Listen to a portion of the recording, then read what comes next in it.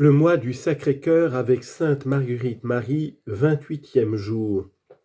Ce que le Sacré-Cœur de notre Seigneur peut inspirer d'amour pour la croix. Toutes choses n'ont de repos que dans leur centre. Mon cœur, tout abîmé dans son centre, qui est le cœur très humble de Jésus, a une soif ardente des humiliations, mépris et oubli de toutes les créatures, ne me trouvant jamais plus satisfaite que lorsque je suis conforme à mon époux crucifié. Je ne sais comment une épouse de Jésus crucifié peut ne pas aimer la croix et la fuir, puisqu'en même temps elle méprise celui qui l'a portée pour notre amour en faisant l'objet de ses délices. La grâce que j'estime le plus après lui-même, c'est le don de sa précieuse croix. Si l'on en connaissait le prix, elle ne serait pas tant fuie et rejetée d'un chacun, mais au contraire, elle serait tellement chérie et aimée que l'on ne pourrait trouver de plaisir que dans la croix, et on n'aurait point d'autre désir que de mourir entre ses bras, méprisé et abandonné de tout le monde. Mais il faut pour cela que le pur amour soit le sacrificateur et le consommateur de notre cœur, comme il l'a été de celui de notre bon Maître. Un cœur qui aime en vérité, se peut-il plaindre sur la croix, ou plutôt dans le cœur de Jésus-Christ, où tout est changé en amour? La croix est le trône des vrais amants de Jésus-Christ. Il est vrai que je n'y suis pas de cette façon, puisque ce n'est que pour mes péchés, mais il n'importe, pourvu que nous souffrions avec Jésus-Christ pour l'amour de lui et selon ses desseins, cela doit suffire. Je veux apprendre dans le Sacré-Cœur de Jésus à tout souffrir sans me plaindre d'aucune chose qui me soit faite, puisque rien n'est dû à la poussière que de la fouler aux pieds. Je suis pauvre en toute manière, Dieu merci, et ne désire être riche que du pur amour de ses souffrances, mépris et humiliation. En un mot, Jésus, son amour et sa croix font le bonheur de la vie. La croix, le mépris, les douleurs et les afflictions sont les vrais trésors des amants de Jésus-Christ. Soumettons-nous donc avec joie aux ordres de notre souverain et confessons malgré tout ce qui nous semble rude et affligeant, qu'il est bon et juste en tout ce qu'il fait, et qu'il mérite en tout temps louange, amour et gloire. Qui dit pur amour, dit pure souffrance. Nous devons chérir nos peines et nous unir au dessein de Dieu sur nous.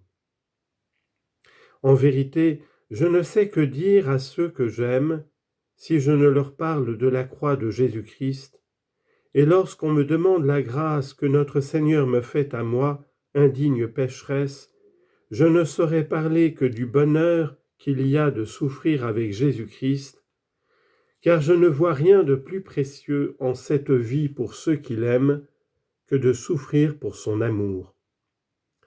La croix est un trésor inestimable, la croix est ma gloire, l'amour m'y conduit, l'amour me possède, l'amour me suffit.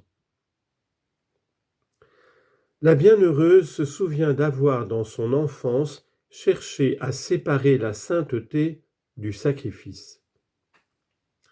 Mon divin maître me faisait voir dès lors la beauté des vertus, surtout des 3 vœux de pauvreté, chasteté et obéissance, me disant qu'en les pratiquant on devient saint, et il me disait cela parce qu'en le priant je lui demandais de me faire sainte. Et comme je ne lisais guère d'autres livres que la vie des saints, je me disais en l'ouvrant, il m'en faut choisir une bien aisée à imiter, afin que je puisse faire comme elle a fait, pour devenir sainte comme elle.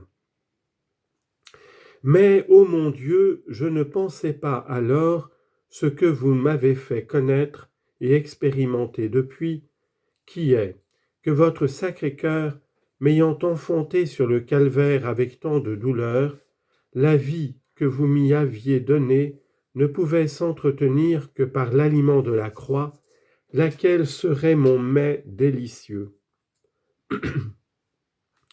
La bienheureuse, enivrée de l'amour de la croix, en a néanmoins senti les épines. La bienheureuse nous raconte ainsi une vision dont notre Seigneur l'honora peu de temps après sa profession, alors qu'elle venait de s'écrier « Et quoi, mon Dieu, me laisserez-vous toujours vivre sans souffrir ?» Il me fut d'abord montré, dit-elle, une grande croix dont je ne pouvais voir le bout. Elle était toute couverte de fleurs. Mais mon souverain me fit entendre en même temps ces paroles. « Voilà le lit de mes chastes épouses, où je te ferai consommer les délices de mon amour.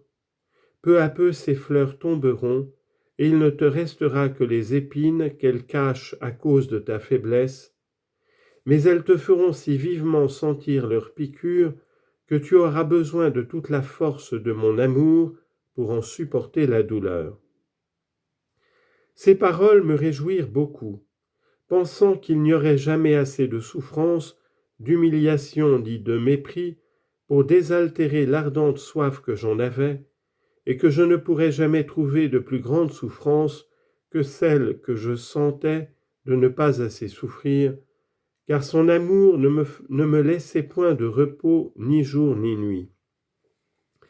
Mais ces douceurs m'affligeaient. Je voulais la croix toute pure. Sans la croix, dit-elle encore, je ne pouvais vivre ni goûter de plaisir, même céleste ni divin, parce que toutes mes délices n'étaient que de me voir conforme à mon Jésus souffrant. La bienheureuse ne tarda pas à expérimenter les effets de la promesse de notre Seigneur. Elle s'en exprima ainsi.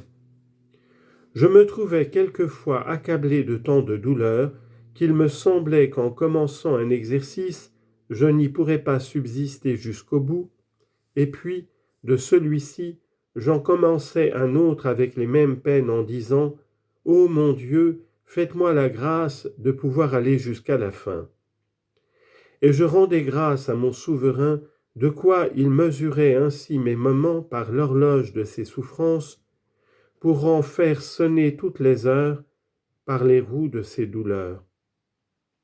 Cet esprit duquel je crois être conduite me voudrait toujours voir abîmée dans toutes sortes d'humiliations, souffrances et contradictions. La nature ne trouve pas son compte à tout cela, mais cet esprit qui gouverne le bien, qui gouverne le mien, ne peut souffrir que j'aie aucun plaisir que celui de n'en avoir point. Il plaît au Seigneur de me tenir dans un état de souffrance continuelle, où je ne me connais plus moi-même, avec un épuisement de force qui me donne une extrême peine à traîner cette misérable chair de péché. Il me semble d'être comme enfermé dans une obscure prison, environné de croix que j'embrasse tour à tour. Si vous saviez le mauvais usage que je fais d'un si grand bien, surtout de ces chères et précieuses humiliations et abjections, accompagnées de pressures de cœur, délaissement et angoisse presque de toute manière. Il me semble quelquefois que mon âme est réduite comme à l'agonie, et dans la dernière extrémité, nonobstant le plaisir qu'elle prend de nager dans cet océan d'amertume que j'estime être des plus tendres caresses de mon divin époux. Je me sens continuellement pressé de souffrir avec des répugnances effroyables de la partie inférieure, ce qui me rend mes croix si pesantes et si douloureuses que je succomberais 1000 fois si l'adorable cœur de mon Jésus ne me fortifiait et assistait en tous mes besoins. Et toujours mon cœur demeure altéré de souffrir parmi mes souffrances continuelles. Union à Jésus immolé.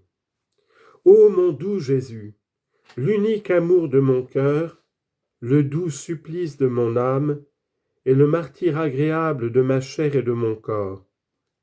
Toute la grâce que je vous demande pour honorer votre état d'hostie au Saint-Sacrement, c'est que je vive et que je meure victime de votre Sacré-Cœur par un amer dégoût de tout ce qui n'est point vous. Victime de votre sainte âme par toutes les angoisses dont la mienne est capable, victime de votre corps par l'éloignement de tout ce qui peut satisfaire le mien, comme par la haine d'une chair criminelle et maudite.